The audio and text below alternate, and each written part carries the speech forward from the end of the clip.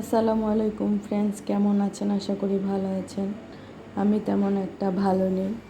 এই যে ঈদের 2 দিন পরে আমার ছেলেটা এত অসুস্থ ছিল যে তাকে বাসায় ম্যানেজ করতে পারি নাই, শেষে হসপিটালে অ্যাডমিশন করা লাগছে। তো এই যে আমরা স্কয়ার হসপিটালে ভর্তি ছিলাম। তো এই ছেলেটাকে যে ইঞ্জেকশন, অ্যান্টিবায়োটিক, স্যালাইন প্রতিদিন দেওয়া লেগেছে। অনেক কষ্ট করেছে আমার ছেলেটা। ওর পুরো অ্যাবডোমিনাল পেইন ছিল এবং ভমিটিং ছিল সাথে।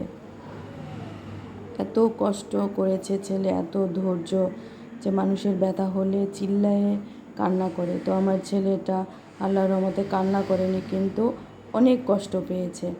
তো শেষে আর কিছু করার ছিল না অ্যাডমিশন ছাড়া। তো কিসের ঈদ কিসের কি, সরাসরি পরে ঢাকায় চলে এসে অ্যাডমিশন করিয়ে ফেলেছি। তো আমরা যে কেবিনে ছিলাম, কেবিনের পাশ দিয়ে এই ভিউটা ছিল, দেখতে অনেক সুন্দর ছিল।